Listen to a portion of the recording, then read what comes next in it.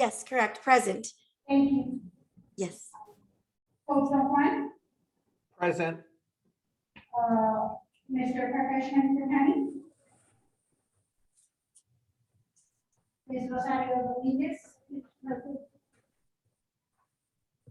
Jesus Conrado Calavis is on Zoom. Present. Thank you, sir. Dr. Fred Solis, Present. Ms. Elvia Barrera, Mr. Bobby Cruz, Present. Mr. Richard Rosas, Present. Mr. Daniel Betts. Present. We also have Dr. Ricardo Solis. We have Dr. Delia Lozora, Dr. Mancera Vieira, and also joining us, but not part of the other committee, is so that we won't have a walking forum. Ms. Cepeda, our board chair, and Mr. Vidal, our vice president. Welcome everybody to the ad hoc committee for the sports program. It seems that there was yesterday that we met for this this topic that we were discussing. Throughout this time, we have had several items that have taken place, and I want to be able to open it up to any questions or any concerns. I do want to remind everyone that the last meeting and the last 3 meetings that we had at the board, they were also videotaped, and you'll find them under the Laredo College YouTube channel. So in case you missed it, make sure that you do go back and review it and see what is it that we were able to provide for the board and also for the community. I do want to begin by speaking to our committee and explaining to our committee the events that have taken place in the last couple of months. It's really been 2 months, right? We started off in about February.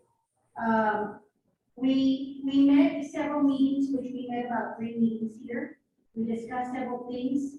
We invited community members to be part of our committee. We provided the data that was needed, so that was presented at board meetings. And when we met the last time, we discussed that we were going to be able to present to the board 1 item because the committee had decided not to present another item. The other item that we did not present to the board was an increase in the activity fee. We had asked if we would increase it by 1, 2, 3, 4, 5, and overwhelming majority of the committee, without the board's votes, the board members' votes, voted not to make that a request to the board, and so we didn't do that. We did, however, sort of put things together in a better situation. In 2013, we had the board had voted to put in softball and soccer, and we decided to present it to the board to see what the board would decide. And we went ahead and placed it an item on the agenda to be able to change it so that it would be allocated for sports and for wellness program. The purpose of that was actually, I believe in my perspective, it was a long term. It was supposed to be for long term. That was going to establish the fact that we weren't going to cancel sports. We weren't going to do away with sports. But more than anything, we were going to try to establish a better foundation so that we would always know that sports and wellness was being supported by the board. So therefore, that was the first course of action that we took. The second course of action came when we discussed and we proposed, and this was not part of the committee's recommendation, because remember that we spoke about the committee recommending what programs were to stay and not stay. That was not the objective or the goal or responsibility of this committee. And it was actually one that we looked at all the data that administration was providing to us. And we provided, I think that I want to say that I went against the grain. And I said, I'm gonna put my 2 cents in, and I'm going to make this motion. So if you serve on a board, you can come up with motions that will clearly be expressed in open session. And you ask the question, will you support support me on this. That's what you're asking with the motion. So my motion was to bring back men's soccer and add women's soccer. Okay, temporarily reinstate the way that the motion read, okay? So what it meant by that is that temporarily we would place it in there based on where there was funding. If you write a motion and you write a question to the board, you have to be detailed. You have to explain all the different areas in your motion that you want to be addressed. So one of them is temporarily reinstate men's soccer, add women's soccer, plus the wellness program, okay? And then make sure that we review the finances towards the middle of the year and so forth. That was my first motion. Why do I tell this to the committee? Because I believe that you all deserve to know what happened, and this is what happened. So the first motion was to reinstate. The second motion called for bringing back to the ad hoc committee and putting together this program that we had all voted for, okay? So the third motion, and mind you, I put all the motions down, my fellow board members looked at me like, why you have all these motions in place? Because I want to. Anybody on the board can bring motions to the table. You just have to know when to bring them in, if they're gonna be talked about on the agenda, anybody can do that. I happen to like writing motions, I don't know why, but I like to write out the motions and I like to make them very specific and detailed, right? So the third motion was to bring this item to suspend the rest of the sports programs. That motion died.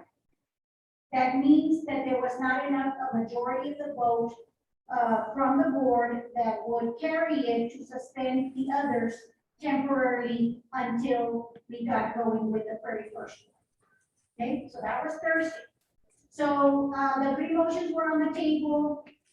There was another motion to bring back all of the sports back, to review them and everything else. The following day, there was data that was presented based on the numbers. How many students have been enrolled for this particular period of time? And that's where we decided to wait a minute. And I even spoke to the coach and I said, please wait and don't do anything until you speak to the administrators because we still have to go to the ad hoc committee. They were going to keep, the coach was going to come to us and we were going to sort out how it was going to work out. But the numbers were not there. It would be a great mistake on my part to not say anything and not do anything and just say, let it ride. Because that means that the program could be cut in the middle of the semester, even before it started. So it was my duty as the individual who submitted that motion to come back. Robert's Rules of Order gives me that prerogative or that right to bring back a motion and rescind my motion. Could the board have decided to not support my motion? Yes. They could have said, you know what? We're not going to support it. You already voted, we already voted for it, it's in place, leave it alone, and then we figure out how to fund it. Okay? So once we did that, I also took the opportunity to continue to do my research and put together a PowerPoint presentation that helped me understand where was the money, how was the money coming in, where was all of this, all of these pieces to the puzzle being put together. And so I presented a PowerPoint presentation on the day of the meeting when we rescinded that motion that had been passed in the previous meeting. And we talked about it and we discussed it. And we played it live on YouTube so that people could know, okay? And one of the things that I really want to put to rest also is how does the board work? Now, everybody here in the room and on Zoom understands that the board works by, we are elected by the people. So no one pays us. We get not one single penny of compensation to be here. We do it because we like to. I personally like being on the board. I enjoy being on the board. I like working with my higher education institution. And also, I like to be a part of a growing institution that has helped me grow along the way. So this is my way of giving back.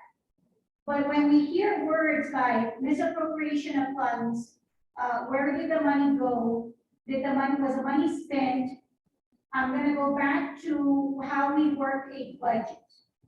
The budget that we work with, and I say we, because it's the institution, is a zero-based budget. At the very end of the fiscal year, you must finish everything that was allotted to you or request for more money if it comes to a certain point. There is a deadline. For those of you that maybe are not familiar with a zero-based budget, but there is a deadline that says you have to finish spending the money by so-and-so date. It does not carry over to the next year, but actually you begin anew with a projected budget that you get, okay? And if I'm wrong in what I'm saying, I would expect any of the administrators, Dr. Solis, to respond and say there's a correction, and I'm open for it, okay? But this is my understanding. The other thing is, why doesn't the entire board speak to the media? We have one representative, and that is our board chair. Our board chair by board policy states that the president of the college and the board chair are our speakers. And why does that happen? Because having 9 different perspectives does not afford the public the correct information. You need to provide them with the correct information. And it's not saying, well, only one person is speaking, that means only that person's perspective is being put out. No, we have a YouTube channel. Everything is being transparent. We provided that information. We've done our due diligence. And what we did when we voted to rescind that particular motion is we voted to suspend. There's a difference between suspending and canceling. Canceling means you do away with them completely. Suspending means that you suspend them for a particular time frame. In addition to that, we also said we would not raise taxes. We would not raise the activity fee. We would not tap into our reserves. We would not increase tuition.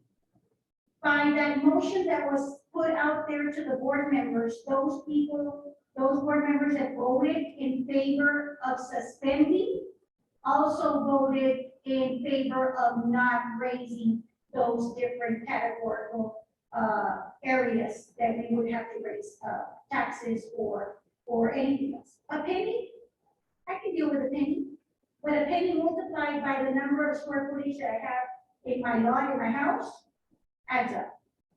Times the number of 97,000 property owners that we have in the city of Laredo. Okay? The other thing that we did explain, we explained the difference between taxi area and service area. Our taxi area is limited to the city of Laredo. Our district area is limited to Jim Hub, Zapata, and Webb County. We don't tax those individuals, but we service them. Okay? If you see the PowerPoint or you want a copy of the PowerPoint, you're more than welcome to ask me for a copy and I will send you a copy so that you can see the great disparity in our taxing district as compared to other colleges across the country. They're getting more money. They're getting more revenue. They have college dorms. They have cafeteria meals. They have all these other things. So all that put together, in addition to our statistical information provided by the Institutional Research Department, giving us a GPA, how many awards were earned, how many students from locally where we were servicing, all of that is indicative of one of the reasons why the board members voted the way they did. And I believe in honesty. I believe in transparency. And I want people that serve on committees with me to know that I would never do anything just because.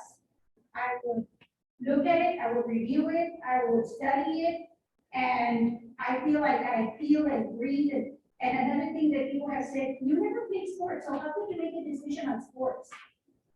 I beg to differ, and I'm gonna break the ice right now, because I played volleyball in sixth grade, so there, I did play, okay? So, but that is not a reason why anyone should say, well, you didn't even play sports, so you really can't make a decision on this. We're talking about money, we're talking about students, we're talking about livelihoods, we're talking about everything. We did not release any employee that is quote. They're still working here. They're gonna work here for 1 more year. What happens in a year? It's up to us as the board members to continue that discussion. We're gonna keep on at it. Now, where's gonna be a question before we conclude this? Because one of my motions for this coming week, for this coming board meeting is that the ad hoc committees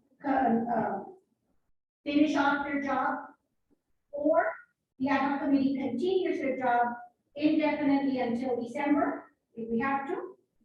If you still want to be a part of this committee, then we welcome that opportunity to continue to work.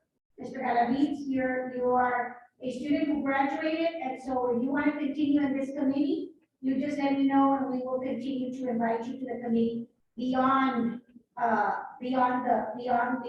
scope of this meeting. I don't want it to be a Yes. meeting. It is. Thank you very much. Yes, sir. Thank you, ma'am. Thank you, sir. So we want to continue it, but my motion is going to be that we finish.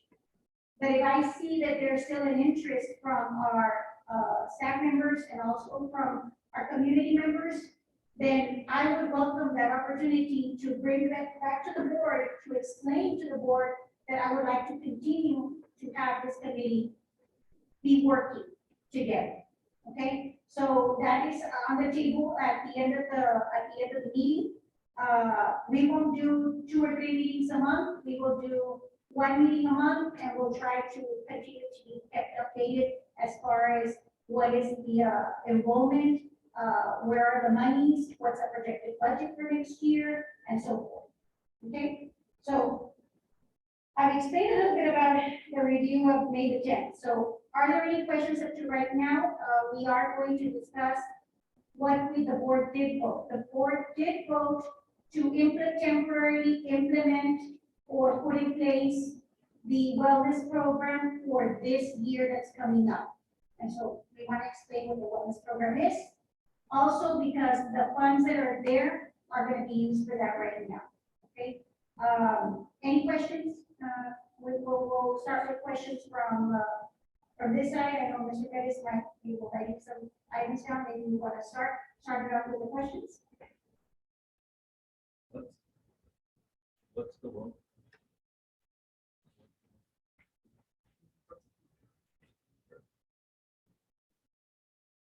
Right out of that.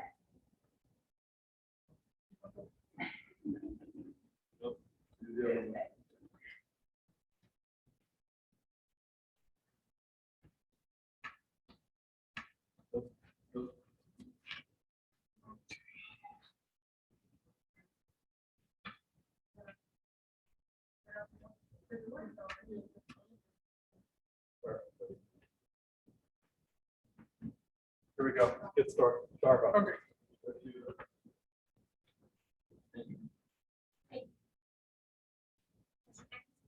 I was writing down a lot of stuff because, I mean, when I come here earlier, I said I was gonna be writing stuff.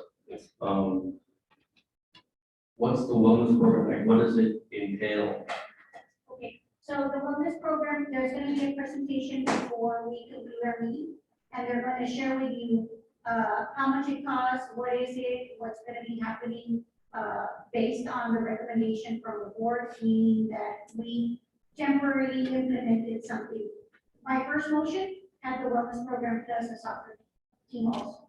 So it is still one of the items that is going to continue for this part, and we'll see, Dr. Viena is going to share that with us. So we'll put on that particular question. Is there another question that you might have?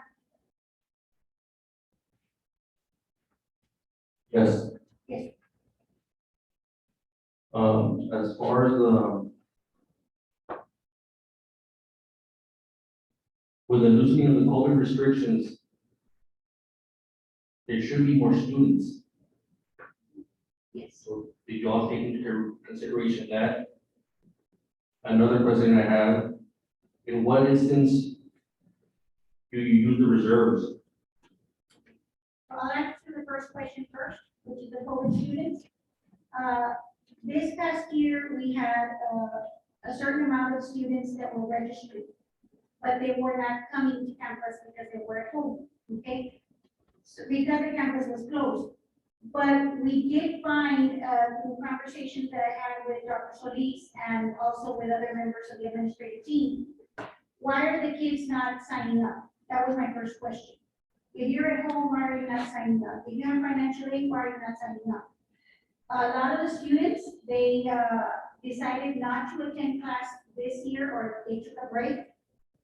Given the circumstances, are we going to see those kids come back? We hope it's favorable. But if you take a look at the trend that's happening right now with workers, workers are not going back just yet. They're still being provided with salaries from the unemployment. And so that is ending up to be more convenient than, let's say, going to find a job that's going to pay you minimum wage. So the trend right now that we've been seeing is the workers are not back. They're still looking for workers all over the place. What that equals to is a lack of students, the traditional students that would go and participate in workforce programs like welding and diesel mechanic and the other programs that are available, even the nursing. We're seeing the students are gradually coming back because of the fear that is out there of COVID. Now, you factor in also how many students are getting vaccinated, how many students, parents are not getting vaccinated, and all of that contributes to how the numbers either go up or continue to stay steady. So I'm gonna ask Dr. Craig just to give us a brief overview of whether or not what the decrease was. Was it in terms of percentages? It was about 15 to 20%? So there are two numbers when we talk about enrollment. One of them is our dual credit enrollment, which are the high school students that are taking classes here in college. And then the traditional student that's a high school graduate that attends the college. The difference is the dual credit student does not pay many of the fees or that are associated, in this case, the student activity fee that are associated with the discussion we're having about the program. A high school graduate that comes to college does. So in that population, which is the population that pays these fees, we had about 1,000 students less this past fall than all previous falls. So evidently, COVID did have something to do with it. And so we're hoping that, as you have noted, Mr. Pettis, that as COVID restrictions ease up, it's convincing those students that it's okay to come back to school. We are giving them options on how they can participate. They can come in person, they can come in online, or they can do a combination of both, which we call a hybrid version.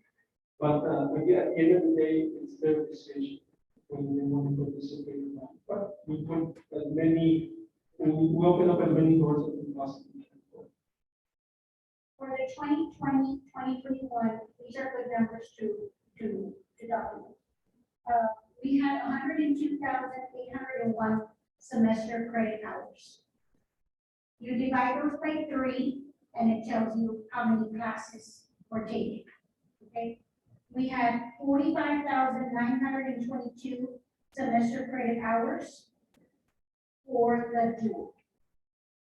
If you compare to the 2019-2020, we had 134,887 semester credit hours for the traditional non-dual student and 40,405 semester credit hours for the dual for the 2019-2020. Total, 175,292 semester credit hours for 2019-2020, and 148,723 total for 2020-2021. So the difference between there is about 30,000 semester credit hours. So there's the number. Now, the dual monies receive tuition, which goes into the general operating fund. The non-dual also receives tuition and goes into the general operating fund. But only one of those two groups gets student activity fee, which is the non-dual. They're the ones that are paying semester hours. Yes, ma'am. Okay, and I've called for the colleges, because I have soccer players that put me in contact with the coaches and everything. They charge student activity fee regardless if you come to campus or not, if you're online, because you might use the facilities, and I know that you told me that you all pay a reduced rate for the ones that are only online, or is it not true? The online students pay the fee, because if they're high school graduates that are now attending college, then they get tagged all the tuition and fees that typically apply. It's only those students that have not graduated from high school, that are in high school, that start college early, those are the ones that get the discounts. One option that we had that we asked, even I mentioned to Dr. Solis, is there an opportunity to renegotiate the contract with the school districts? We're not talking about two school districts. We're talking about San Agustin, Zapata, Jim Paul, all of those. That takes a lot of planning, because if they're already paying a certain amount of money and the contract has already been set forth, there is room to, to renegotiate, but that would take administration, that is their duty and responsibility. If they need me, they would do that, okay?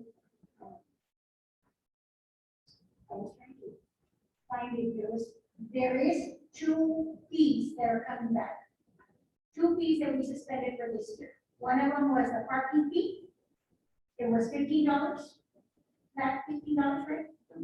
$10. And the other one is the technology fee, correct? So those two fees were actually suspended for the year. They're gonna come back and they're going to be placed in the tuition and fees. So, I do want to tell you that, my next goal to complete another research evaluation is to ask each individual college that has a sports program to provide their funding for the sports program and the hours. The dual program is not an isolated problem with our school district or with our district. It is statewide.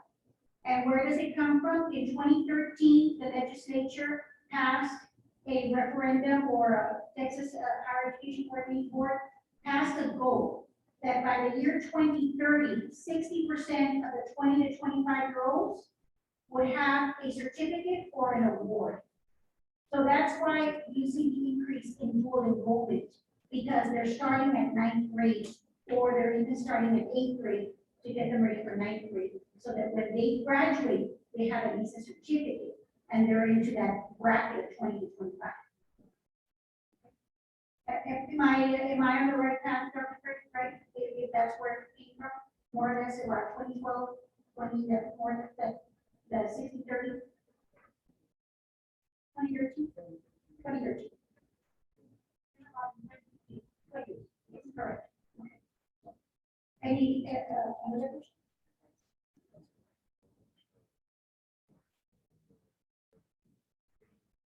Oh, any other reserves? Okay, so Dr. Solis said, shall we hit the reserves? And Mr. Vera, he is our chief financial officer, said no. So I'm gonna there is no. And I can explain a little bit, but I do want you to elaborate a little bit more. The reserves are the monies that are remaining from each budget, and you allocate them for, in this case, we have a mandate from the state that we need to have a certain amount set aside, and Mr. Vela will explain that. I'm confident I can explain it, but I want to go there. But one of the no-notes, or one of the things that you just don't do, You leave the reserves alone until you really, really need it, and it can only be a one-time thing. It cannot be a recurring, assistance. Mr. Rivera? Yeah.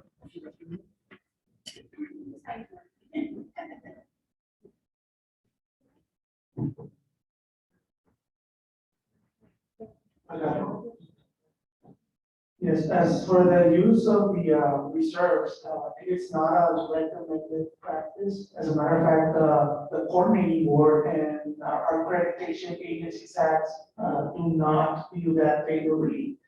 The reason being is that essentially what we're doing is we're using our savings to operate. It's like if you have your personal savings account and you pay your mortgage out of that, eventually that's gonna run out. So that's how they view it. Again, we can tap into the savings or fund balance, but for one-time purchases. For example, if the athletic program needs equipment, it's a one-time purchase, we can go ahead and tap into those fund balances. But as to pay salaries and scholarships, travel, that is not a recommended practice. So that's why we tend to not go that direction. Thank you, Mr. Rivera. Mr. Perez?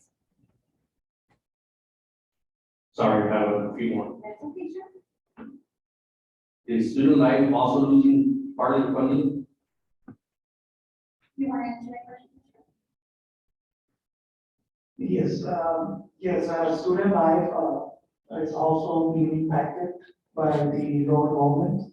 So for this coming fiscal year, we are looking at having to reduce in that area also, in reductions. Yeah, as Ms. Ramos mentioned, what we've been seeing, like obviously the pandemic had an impact on our non-dual enrollment or traditional enrollment with that. About 15% of our semester credit hours were lost because of the non-dual students. And then we're seeing the duals go up. And like it was mentioned, the duals are not paying certain fees. One of the fees that they don't pay is this one particular one, the student activity fee. So yes, to answer your question, yes, there are going to be impact there also by this lower enrollments. I would like to share some numbers also, from student activity. For the year 2019, the revenues for student activity were $1.3 million,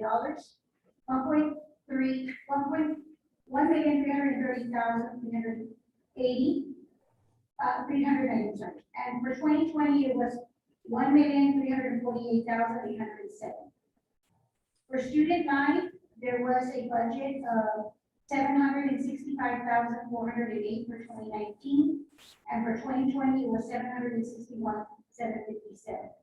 But that does not include the other items that are included there, like new student orientation, campus recreation, student leadership, special services center. Let's see, I saw those.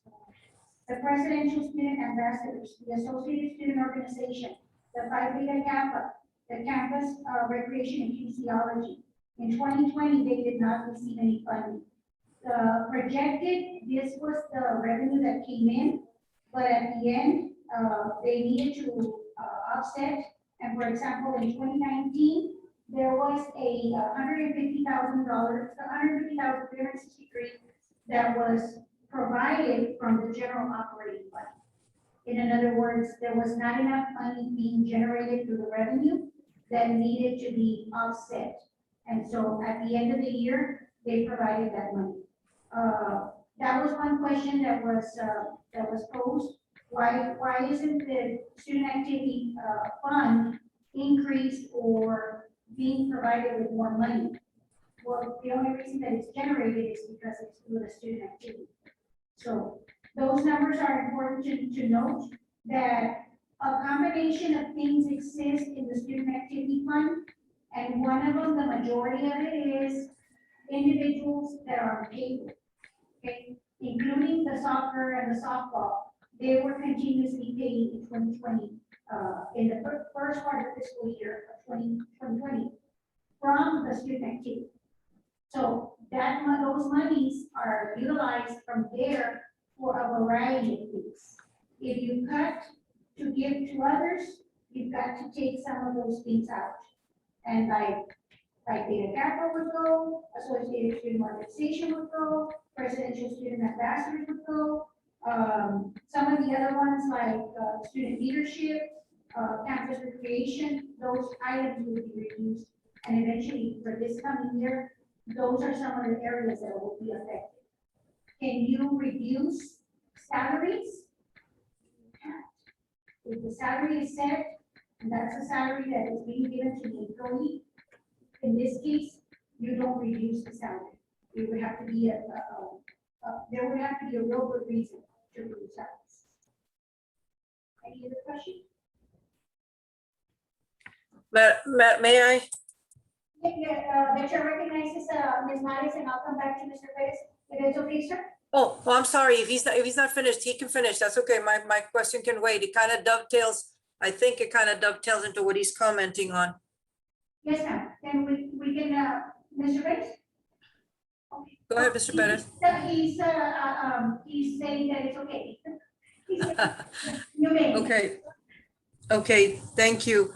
And in listening to all this, I know that being a board member, I sat there and we went through all those motions and through all those difficult, decisions. But I think, listening to the questions from Mr. Perez, and I think those are the questions that are still out there, from the community. And I'm sure if I were to sit here and be a community member, I would be asking the same questions that Mr. Perez would be asking, but maybe even further. And I was hoping that at today's meeting, we were going to provide the community with that snapshot of, because it still lingers out there, ladies and gentlemen. I mean, as board members, I've been in the hospital this weekend, but my phone was going off that's still like, what happened to the money? And I think until, just like that presentation that you gave us, Ms. Ramos, at the board meeting that was very detailed and, brought up a lot of, good salient points, for the board to realize, about our enrollment, et cetera. I think the community and even the community members that are sitting here, don't have the total picture of that. And I think that still lingers on, so, and I know we discussed it, I believe, at the very first meeting. I think it was Mr. Vela himself who just gave us a review real quick. But when you don't sit in these, things every day, they just kind of can go over your head. And, right now we're talking numbers, you're saying dual enrollment, dual this, and, it could just be going over someone's head and saying, well, what the heck about dual enrollment? We're talking about athletics here.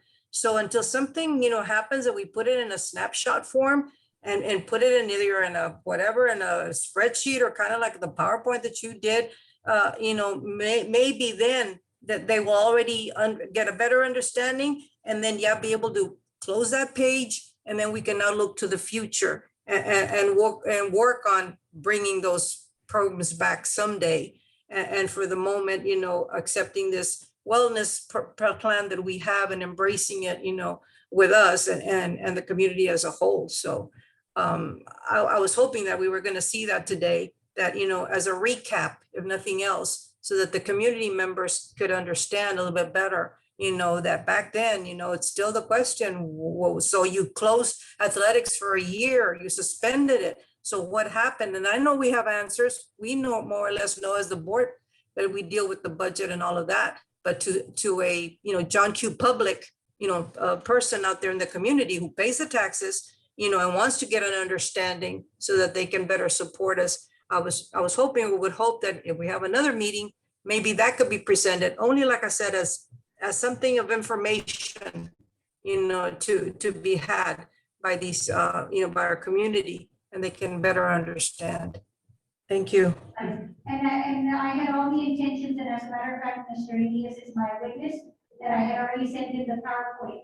But I didn't want to deviate from the purpose of it also explaining the wellness program, so that's why I offered the PowerPoint. If anybody wanted it, I could send it to them. But certainly it's ready to go if people are eager to see it. I won't say the whole PowerPoint because it did take quite some time, but certainly we can speak over most of the important points that we've been discussing all this time. So if there's other questions that are not part of what we've been discussing, then certainly I think this would be an appropriate time to continue to ask those questions. And I know Mr. Perez has more questions, and we can certainly, come back to them in a little bit. I want to give other people an opportunity as well. But I'll keep you in mind, and we want to come back to that also as well. And I do concur with Ms. Mares that it is important. All the information that we got,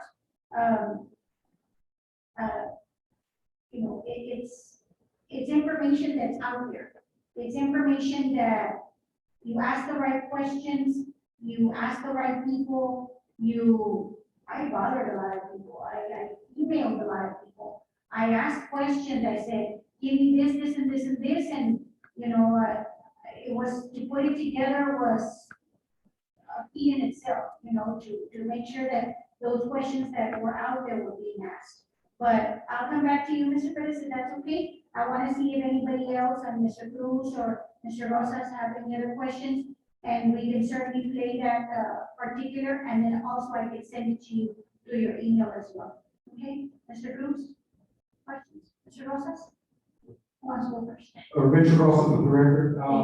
Again, I saw the board, the action that the board took. One of the things that I don't agree with it, I'm pretty vocal about it. And the reason I don't agree with it is that did we even consider just keeping one sport? This ran that even the suspension for the second year, it's almost like a 98% that sports will be canceled in LCC. It's so hard to get back on the map. Yeah. Kids that come out of high school are gonna go somewhere else because they don't have that source to provide these things for them. And that's where I think that just one sport that'll keep, I believe, the administration and the board intact in the sense that, hey, we can bring this back later. But not to have any sports at all, pretty much derails the whole program. Just to bring it back and to, Bobby here is, just as well as I am, engaged with all these seniors and juniors that are looking forward to playing somewhere. And they want to continue with all these careers in sports and academic, first of all. It's just amazing that we will not have that college here or that's been here for such a long time. And I don't agree with it. I respect that decision, but I won't agree with it. Just for the fact that having it suspended, you made a comment right now that having it suspended and not canceling for the second year in a row, that's pretty tough to swallow in the sense that I hope that I'm proven wrong 100% in that act, but I've gotten called probably just as much as you all board members because of the fact that I'm very involved with the community, especially in baseball and softball, just as much as you are over here in soccer. And everybody says the same thing. And the clarity of how the decision was made. I wasn't even fighting for baseball or softball, or soccer or tennis, or one sport, keep it alive. That would show the intent of the board administration that, hey, we don't have anything, maybe we just have just one sport, little boys and girls. That would probably show the community a lot more confidence that, hey, there is a chance for everything else to come back. Or say that one sport has to be by itself for at least a year or two. So we can stabilize the enrollment that everybody's talking about and stuff like that. And, I think community understands about budgets. I know I do. I deal with it every day. But what I don't agree with is suspending it and canceling it. To me, the second year, you're pretty much exiting the ramp. And to get back on the ramp, to revamp the sports program, again, I hope I'm wrong. I'll say it for the record, I hope I'm wrong.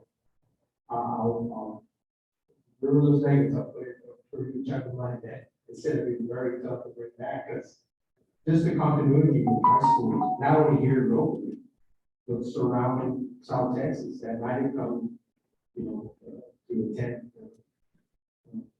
Laredo College. And at the same time, I was thinking, why wouldn't we have, if we wouldn't have any scholarships, just go 100% local? And hey, you know what, we can't offer anything this year. And regardless of whatever sport it was, we can't give out any scholarships, but at least fund that one sport. One sport I think would have gone along with this. I'll answer a little bit, and then if I can ask Mr. Duggan to just provide some input. But I do want to say that when we first came on board, as far as January, if our intent as a board and was not to bring back anything, then we would have never created the ad hoc committee. I just want you to know that. The ad hoc committee was created because I made a request to the board. I said, we need an ad hoc committee. I came with Dr. Solis and I told Dr. Solis, it's time. We're getting back to normal. Let's go ahead and start talking about this. Let's go ahead and start meeting. And once we did that, I made a request to Ms. Cepeda, and I said, Ms. Cepeda, we need to form an ad hoc committee. So right there is a sign that we're just not walking away from it. So that, I just want you to know that. And then the other thing is the second sign that said they're not gonna cancel it completely was the fact that the ad hoc committee was supposed to be comprised of 4 people, and which were the board members. But at the urgency of what I brought to the table, and I'm not giving myself the credit because I'm a part of the team, is I offered the suggestion to go ahead and include individuals for the community. I wanted that to happen. I wanted the transparency to happen. But more than anything, if the suspension took place for a second year, it was because of finances. But Sure. will we bring it back as far as like the discussions and so forth? That really is up to those individuals that are serving on this ad hoc committee. Because if we say, okay, we already talked about it, we already voted on it and stuff like that, and then we just kind of sort of forget about it and then go back to our daily lives and stuff, it's really, the burden is on us, on the 4 of us, to come back and say, we want to continue to have that communication, that conversation. The community is asking for it, the community is telling us that we should have it, okay? And one thing that I do ask of the community is bring some options to the table, just like we've all talked about it here. You've offered suggestions, you've offered ways. How about if we do it this way? How about if we do it that way? But I have yet to see anybody come to the table and say, what if we, and somebody said, I believe somebody said, let's fundraise. You know, $1.2 million would, how long would it take to fundraise 1.7? That would be a lot because you're covering salaries, you're covering part of the scholarships. Now, on the scholarship part, we can certainly change those divisions, division 1, 2, and 3. If we change from division 1, we can go to division 3 and not give scholarships. But if we stay in division 1, we have to offer some type of scholarships. And let me tell you what, Mr. Well, let me just add that, and I understand it came down to a financial situation, but again, the rating it, again, once you exit, and I understand building the ad hoc committee and again, like I said, the very first meeting that we had, and thank you all for putting on this committee. But we're still not fulfilling to what I believe the community wants. And I understand it's hard as a board to make that decision. And administrators, there's so here, but at the end of the day, we're all accountable. And even myself, that when people call me, I go out and agree with the decision that you all made, but I'll respect it.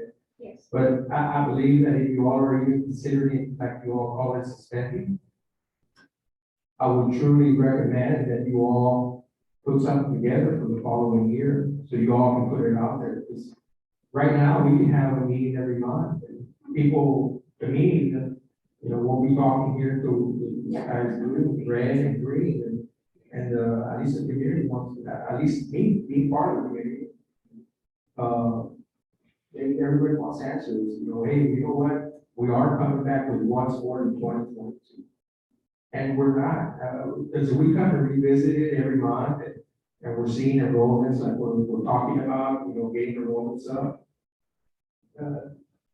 It just doesn't build any confidence with the community.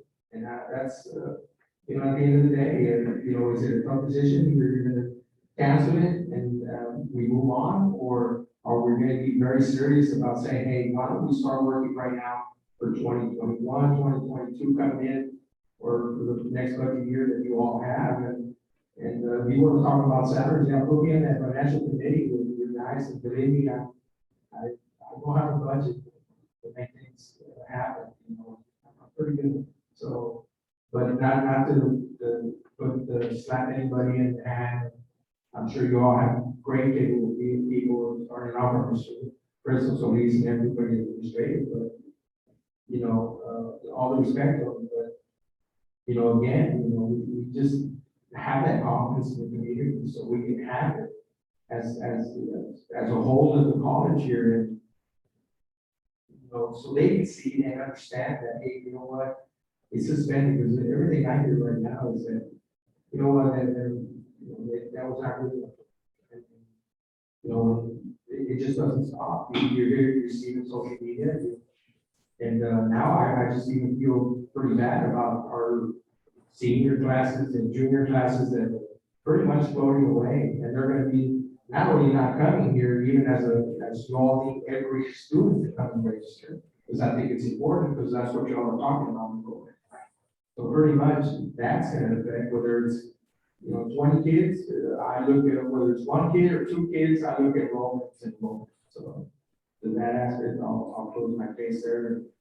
And again, hopefully these fields and maintenance on them. I was sending Dr. Solis right now before the meeting started. What are y'all going to do? Empty gyms, baseball fields, soccer fields, tennis courts. Those are hard things to replace. And that's. And to the usage and again, thank you all for if you all continue with the AHA committee with another solution, by all means, reach out to y'all. People glad to come back. And because I just don't like to close chapters for such a long time that LCS had that program. I'm just not feeling that. You can suspend it for what we went through, and again, coming back and going forward, I believe that we have to do that. But we'll move on. I appreciate again the invite to be part of this. And I'd like to recommend. Madam Chair. Ms. Myers, correct? Is that? I just want, yes, thank you. I just want, Let me recognize Mr. Raquel, because he had his. Go ahead. Go ahead. Yes, thank you, Chair. Mr. Rosas, no question. I know you're very well known to the community for being a pro sport. There's no question about that. And like the motion was said, it's a suspension, and I think this is the time, and I don't want to speak, but for my fellow board members, or my president, our board president, but I know I've had conversations, with her, and she also we're gonna revisit. If it is 3 months from now, if it's 6 months from now, it's something that, it is going to get revisited, and that's the reason why we're saying suspension, not canceling. So, I think it's something that, I want to tell you, me personally, I will speak for myself. I will be able to be a voice to what can we do? Can we bring it back? Like you said, one sport, can we at least do that? But let's go ahead and, like Ms. Ramos said earlier, should we just meet once a month, maybe 6 months from now, quarterly, whatever it might be? But I think that it's very important that we do continue with it, because that way you guys feel that, okay, we are gonna get something. And eventually, we're seeing the light, hopefully once tuition picks up and we're moving forward, it's like, you know what, we're doing good. Now, one of the conversations that were out there was the one sport. Do we even have the funding to cover that one sport that we have? First said, let's fund these, was it two sports or one sport? Actually, it's two sports. Yeah. When you say men's soccer and women's soccer, it's actually two sports. And we barely have, we're barely there to be able to cover that one sports, which was literally two sports.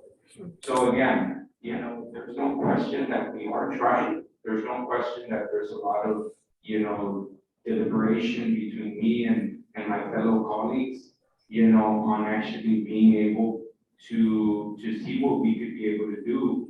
Of course, I only speak for myself, but I have had conversations with some of my colleagues, and they all, not all, but, some of them are still wanting to see what we do. So I do appreciate your honesty. I appreciate your passion for it, because that just motivates us to be able to say, guys, we need to follow our taxpayers. Our taxpayers are asking questions. Our taxpayers are saying, are you guys going to do something?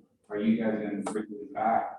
So, I appreciate that. And I just want to let you know that, as for me, I'll be very, I'll be a huge advocate on saying, what can we do? But, Dr. Maricela, Tijerina will right now explain to you what we're going to be doing, because that was one of your concerns. What are we going to do with the baseball? What are we going to do with the soccer field? What are we going to do with the gym? Of course, we've invested so much money into these facilities. So she'll be able to provide a broad range of activities that we're going to be able to be doing for our community and all that. So once again, I invited you to this committee too, Mr. President. So, I applaud you for being, here and a huge advocate for sports, because I know you're very well known in the community. So thank you. And hopefully, right now we'll be able to answer a little bit more questions and again, revisit it to see how we can make this better. I love the fact that what you said earlier, make it 100% local pay. Perfect, because, it eliminates a lot of maybe having to give them, room and board or anything like that. But I love the fact that you just said that, because I would be a huge advocate for it, because I think we have a lot of talent within our community, both on the ISDs and the private school districts, to be able to say, maybe you could find the kids here local, and that would get a lot of parents into the stands. That would get a lot of community involvement, within our community, and maybe fundraising money, because they'll see that their kids are coming in. Everybody knows somebody within Laredo, being able to ask for fundraising, for these types of sports or anything. So once again, thank you, and I'll leave it at that. The chair recognizes, Ms. Vargas, please. Oh, thank you. Mr. Rangel, did you steal my speech? That's exactly what I was going to say. I just wanted to tell the community members present, and I know we've spoken about the motion and the content of the motion, but I wanted to emphasize that particular aspect and that caveat that was brought up in terms of revisiting this issue in 3 months, 6 months, and not wait until a whole year goes by, which is kind of the dilemma and the situation we were faced this time around. And hopefully with enough time, be able to review those numbers and look at what's going on, because I too, as Mr. Rangel, I pledge my total conviction and support to make sure that we look into all of this, like I said, in enough time, in 6 months, 4 months, and put a plan together. Hopefully we have more input from the community. You all, the community members that are present here, Mr. Rosa, Mr. Perez, and our athletic directors also bring something to the table. As was alluded to earlier, a plan maybe that we have not thought about, and do something to start actually working, some numbers and working some stats, and not just a lot of rhetoric. So I too want to commit to you all that my heart is, in favor of hopefully down the road in the future, bringing this athletics program back. And given all the circumstances, that we hope to do that soon. And I also thank you for all your work in this committee, and hopefully you continue to participate. Thank you. Thank you, Ms. Morris. And again, I think, I'll recognize Dr. Solis. I do want to say that when I look at the perspective of the whole picture, I see this as a perfect storm. And the reason I say that it's a perfect storm is because so many contributing factors were placed in there. In addition to the sports program being suspended, we haven't talked about this, but because this committee was not tasked with that. But we also suspended the services of the Camilo Prada Child Education Center. So together with those two, we were able to provide a balanced budget. If anything, we have to strive to find solutions. There's always a solution that can be reached by looking at different venues and different perspectives. Never, I believe in the history of the board, the sports program started in 2003. Never had we had so much input from the board and the community for one particular program. So in looking at that, we are continuing to do our due diligence. And that means we continue to come to the table and find out ways that we can go ahead and systematically approach this new process that we're in. There's a lot of different factors that are in place that we need to either overcome or review. But some of those things can be discussed in public and some of them can't. And I do want you to understand that it's not for hiding anything. It's just that when it comes to certain issues, especially HR and payroll and all of that, those are reserved for administration. And those are the individuals that are afforded the opportunity to help us reach that point where we need to be able to agree or disagree on something. So we try to look at all venues, but I do want to say that it is our intention, as we temporarily suspended, to continue to revisit this topic. Dr. Solis? Yes, thank you. I'm glad you mentioned about the Camilo Prada, because that was not the only focus was on sports. There were other operations that we had to also stop to continue with operations. And you brought up some very good points.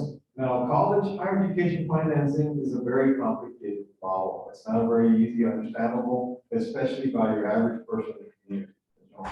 Especially community college. We're one of the most complicated funding systems, more than universities, that we receive our funding from different sources. However, our biggest, 1/3 of our income is student enrollment and of course taxes. And we saw that we had to be very meticulous in how to approach this. And so in regards to the comment about what happened to the money, people keep on saying that your average person doesn't understand. There was no money. It was not budgeted last year. The year before, when the pandemic hit, right at that time, the year was already in the spring of 2020. So that was already in April. So we went ahead and continued and using whatever we had in that area in sports. But that's the past. Now moving forward, in the year 21, you brought up a very good point right here, sir. I'm glad you did about our students that are floating in detention. We have, about 1,500 students, sadly, in Laredo that are floating because of this whole pandemic. That's life, that happened. That's no one to blame. And certainly not the college. And the board, I need to mention, our board, not one board member said, we do not want sports. That has never been conveyed by anybody. to anyone. In fact, it was the opposite. We wanted to find a way to continue. How can we make it work? Well, you know what our funding relies on student fees, the funding for sports. And you already heard about the reserve. Yes, we have a reserve, but that is for one-time emergency only. Cannot be recurring. I was elated when anyone approached to talk to our CFO, so let's use our reserve. But I wasn't really told not only about legal, financial people, no, you cannot use those reserves for that. It's only a one-time emergency. That's what it's for. And it has to be used for something that has an operation. So there's no way the board was going to approve for us to do it one time. And then what about if we went ahead and used that? And believe me, we tried, but that was not possible. The other option, increase tuition and fees. Well, we can't, not even in this economy right now, the recovery. We couldn't do that. Number three, the other course was increase taxes. But no, of course not. That was not also a federal law report. Because we did, at this time, we cannot raise taxes either. So those are the three avenues, the three options we had to recuperate, to get some money. When we looked and we agonized over every option to find a way to fund this, to fund to bring the sports back, even one sport. But again, our enrollment, we have a situation, a serious economic situation. It's no longer COVID, you're correct about that. It has some ramifications, the domino effect is still lingering for us. And our moments are waiting for this right now, we're down. We don't know what's going to happen in the fall, so it's very hard to rely on that, on what's going to happen in the fall. Enrollment. Personally, I feel that the year 22 would be a much better year. In the meantime, we're focusing and using or whatever funds we have available and trying to go after those regular students that Dr. Fred was talking about, Dr. Fred Solis, about how we need to get those students back, the traditional students, the ones that pay tuition, not the duals. That sector also is getting smaller. So we're going after those students. We're going to spend a lot more funds, whatever that we have available, to go after those students so we can have a little bit healthier enrollment of regular students. So I just wanted to get that just to verify. I know I'm repeating a lot of things, but I'm giving you a different perspective in different terms. And lastly, I know that was brought up about the fields, the gyms. Yes, that's a testament. The board gave us the approval and the order to go ahead, let's refurbish all of these gyms. In 2019, yeah, we spent a lot of money on all three gyms, on the fields, on a bus, because the board and the administration, we had the true intention to continue with sports. Never was a day that we said, no, we're going to cancel or stop or eliminate. And that's proof, testament of what the board wanted to do. And we did that. But that was in late 19, pandemic hit. I think you know the rest of the story. And there's no one to be late about that. And now we're going to have to recuperate, wait some time, and reevaluate the possibility of bringing one or two sports back, hopefully in 2022, depending on how things materialize when it comes to enrollment of these students. All the students, not just sport. We're talking about students in general that we need to bring back to college. And that is our number one priority and focus in getting students back as soon as possible. Thank you. Thank you, Dr. Solis. The chair recognizes Mr. Cruz.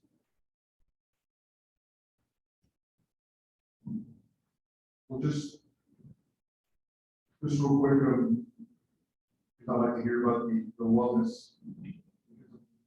It's pretty obvious that you can't fund athletics. I agree with Mr. Rosas in that when we support athletics, support what invests in kids, especially for our local kids. But what I'd like to see is for us to, is for LC to somehow commit. And I know it's hard to do, but if you can't see the future. We don't know what's going to look like in all 21. Even we're going to take a hit at the ISDs. We don't know what enrollment's going to look like.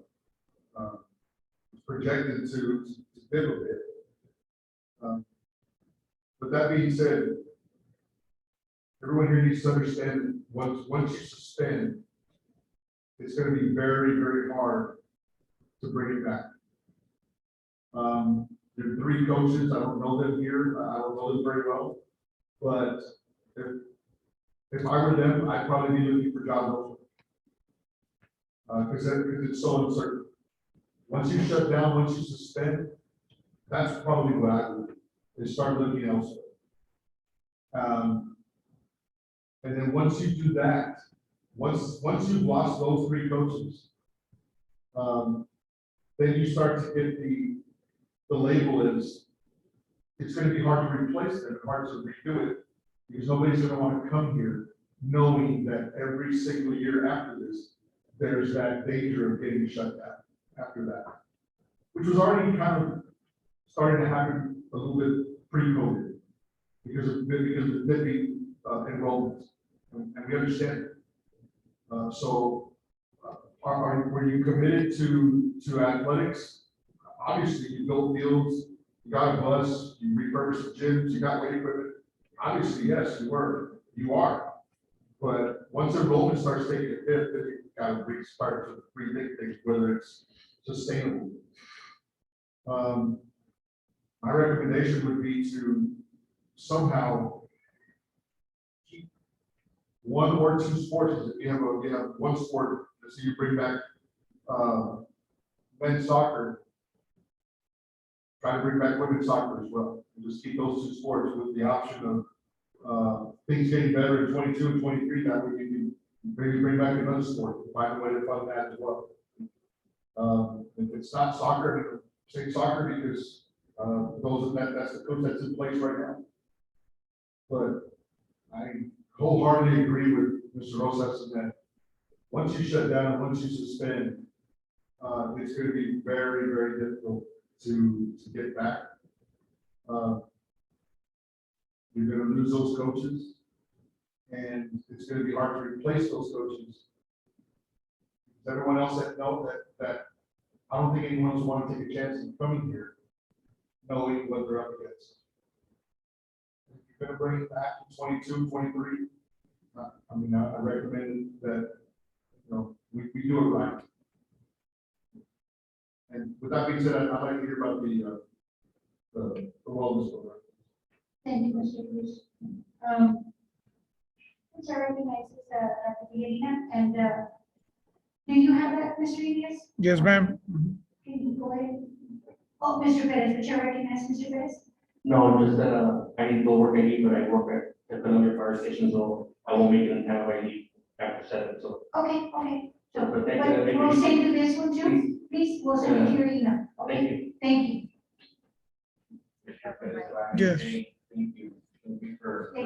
for being a good advocate for the community, because I know you're always out there with sports, just like Mr. Rosa. And of course, Coach Cruz as well, but, I just want to say that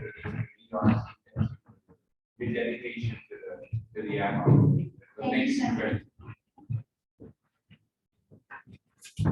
The chair recognizes Dr. Villarina, and she will be presenting on the Laredo County Palomino's Wellness Center. Marisela Rodriguez Tijerina, Provost Vice President of Academic Affairs for the record. I'm here to present what the Laredo College Palomino's Wellness Center would look like. I have also with me in Zoom, Ms. Erica Bias, who's one of our kinesiology instructors with me. Dr. Bettis could not be here today. But I'll go over this very brief as I know.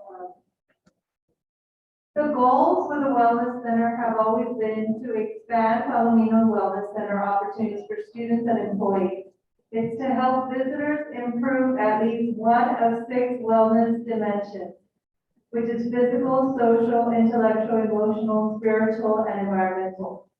Improve the overall college experience for students. What I do want to point out is data. In 2016, 2017, we had 1,860 people go to our facility. That total 5,388 visits in that year.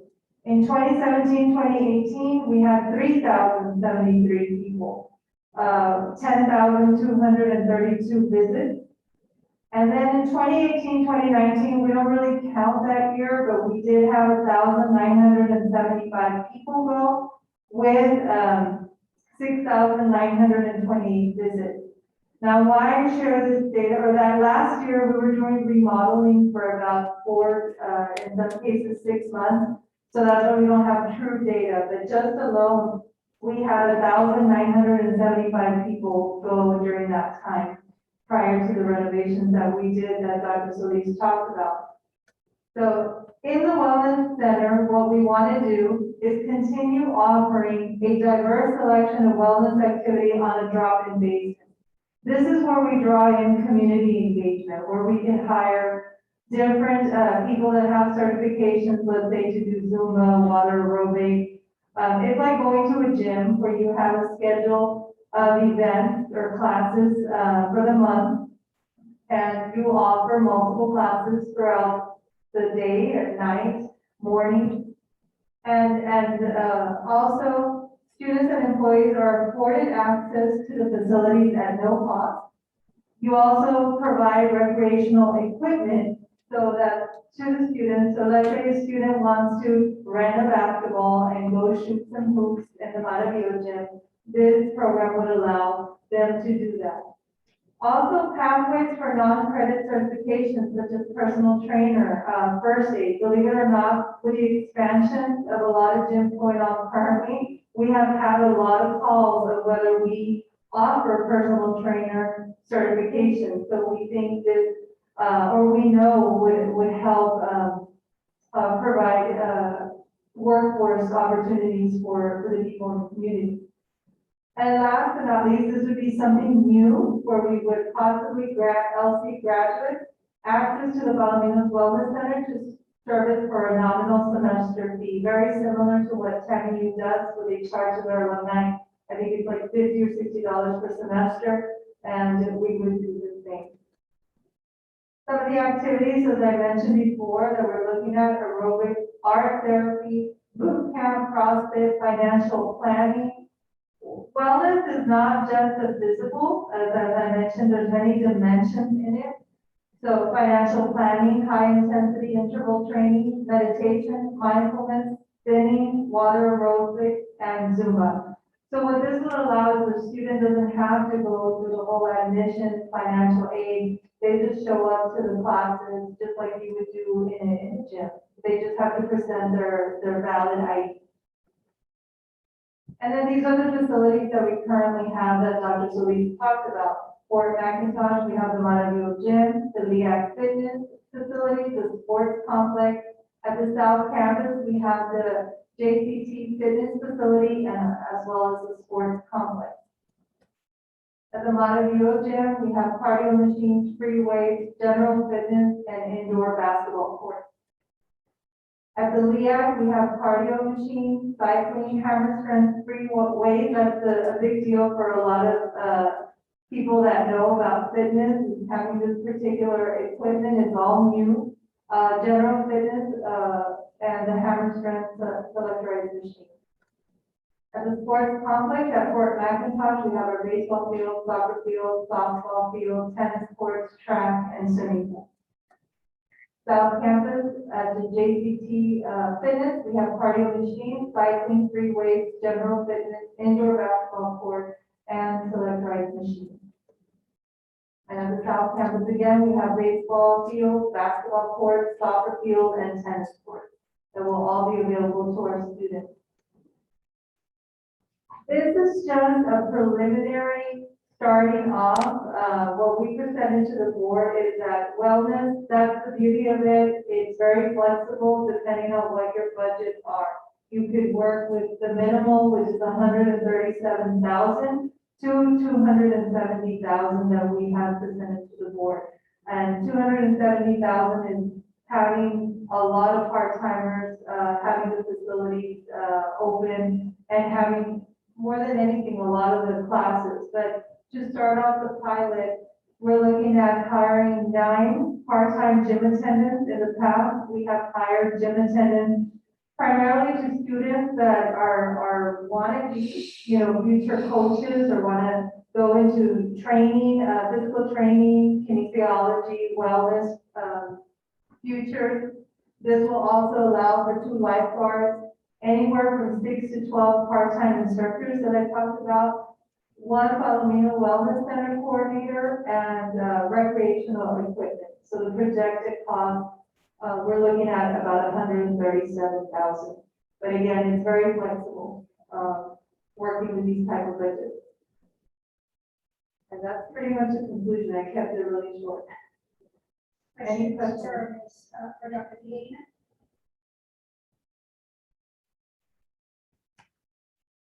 Now, I do want to say that in that last slide where it says 9 part-time gym attendants, so those would not receive any fringe benefits. So that's what would bring down the amount of the projected cost.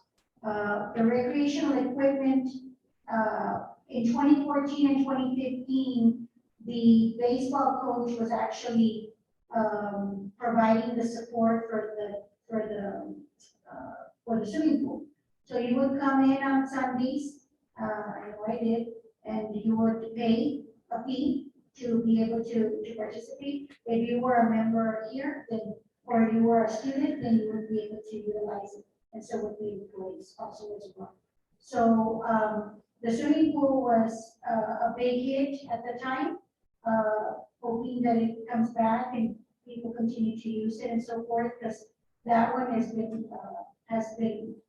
been updated lately, because I think it's since 2013 or something like that. But I know the tennis courts were updated recently, and also the my gym, correct? The pool actually is it did get a little bit of renovation. It is a heated pool, so we can use it throughout the entire year. A lot like the inner city pool. Chair recognizes Mr. Rosas. Again, this is for, I guess, the enrolled students and staff, correct? Right. Not open to the public. No. We intend to open up to LC former students that would pay a nominal fee, a lot like what Tammy has. So yes, it can open up opportunities for the community to come in. But for a few, ex-students. Former students, Former right? students.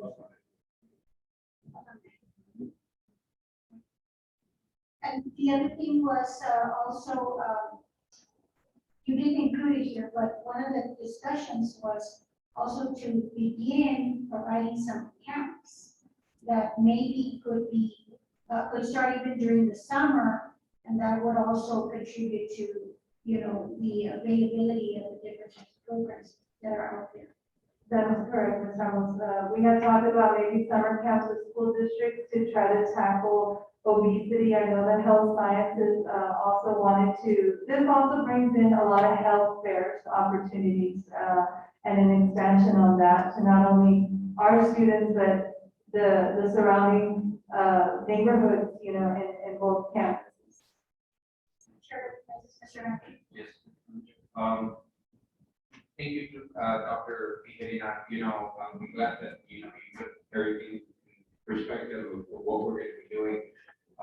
One of the reasons why we wanted to show this was because we wanted to show the ad hoc committee and the public of what we were going to do with the funds that were going to be available.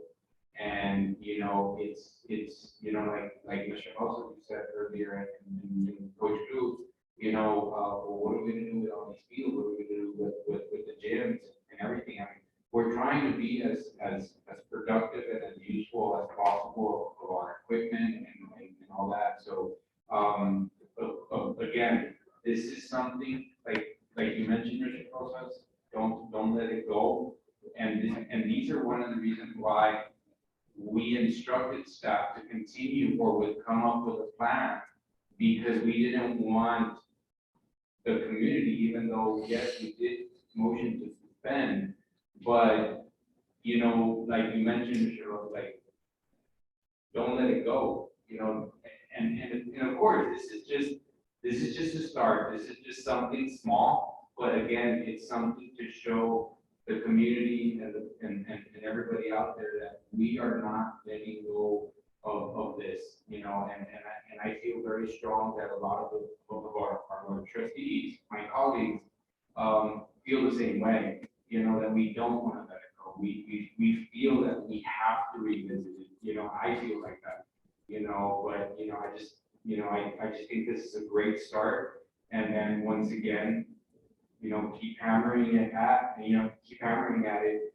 to be able to see what we could come up with, especially, the main thing is we gotta look at, how many kids are gonna be coming in. I think that's gonna be the key element, and I think we'll be able to find out probably later on, once summer comes in and we start, the numbers hopefully, coming back up. I think we'll be able to revisit it a lot sooner than later. But I think this is a great start. And once again, I'll end with saying, we're not letting it go. This is the reason why we have this program that's gonna at least keep adding, with our facilities. So thank you, Dr. for putting this. Mr. Rosas? Would you all be open to hosting tournaments? If, I know LISD and UISD are great partners for us. I can't speak for soccer, but, obviously next year we're looking at bringing about 189 teams, softball teams. We're already pretty much booked all the hotels for Zapata, everything in Laredo.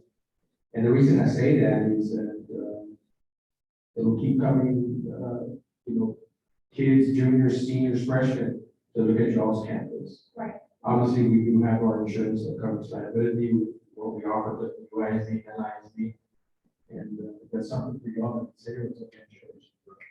I think right now, as we speak, Laredo Heat has entered into an agreement with the Laredo College, and they're utilizing our South Campus facility. So we're on the right track, and then that would be another source of, of opportunity to be able to continue utilizing the facilities, right? Correct. I get that, we just can't let them sit there, can't. So definitely it's something that we were going to put in our considerations, especially when we come back to the board this coming week. There are some discussions that will happen even after the decision has been made to suspend. We're going to continue having that conversation probably in every single meeting from now till the budget comes in. So, any other questions for Dr. Tijerina? Great job. Thank you, appreciate it. And thank you to the board too, because believe me, this is a very difficult decision that we have to face, but we have to just remind ourselves, and Mr. Cruz said it perfectly, to make a commitment to athletics, you have to have a sustainable budget. And I think that's the problem right now, is the projected enrollment, the not being able to guarantee the resources that involve athletic programs. And so we have all these plans to try to increase our enrollment, bring students back, and reconsider this. But I do thank everybody in here. It is a very difficult decision and recommendations that we're making. I'd like to close up this meeting with a request to the committee. Seeing as there's been a large volume of community involvement, is the conversation can continue to, to be there. If you have suggestions or options or other types of plans that can be put into place, because you've seen the numbers, and I will send you the PowerPoint presentation so that you can see more information. I welcome that opportunity to have other members of the community even join us at some of the other future meetings. Maybe they have a perspective that we haven't been able to see. But know that we did everything in good faith with good intention, and we looked at our data, we provided information, we researched it. And so please, I ask that, our staff and our also community members to continue to have that open line of communication where we have this going. I will submit a motion this coming meeting, and my motion will be to continue the ad hoc committee. I'm going to be honest, right before this meeting, I said, we're just going to go ahead and put a motion to close it up. right? But I do feel that, in having this discussion, that it is something that can continue to work for us and work together as a community and also partnerships with community members. With that in mind, if there's no more comments or concerns, we're gonna go ahead and adjourn the meeting. Mr. Aguirre? Yes, I think, if we could also, with the item that you were taking, bring that recommendation that Mr. Rose is that, of being able to partner up with the community on being able to use our fields. I think, again, like you mentioned, Ms. Ramos, that just shows more partnership within LC and either other entities or even the community. So if you could just add that on the meeting, that'd be great. I agree. That'd be good. And Mr. Rosas, I would ask that you get together with Dr. Solis' office and then even Dr. Diaz and Dr. Sola, but most importantly, Dr. Solis first, to find out what are the different options that are available and where we should be able to coordinate for that future project. Okay. Any other questions? Once again, I thank you and thank you for the motion, and then we can like a second. Second. Okay, thank you. Yes. Favor, thank you so much. We look forward to. Thank you, everybody. Thank you. Good night. Good Thank night. you. Have a good day. Thank you. Good night.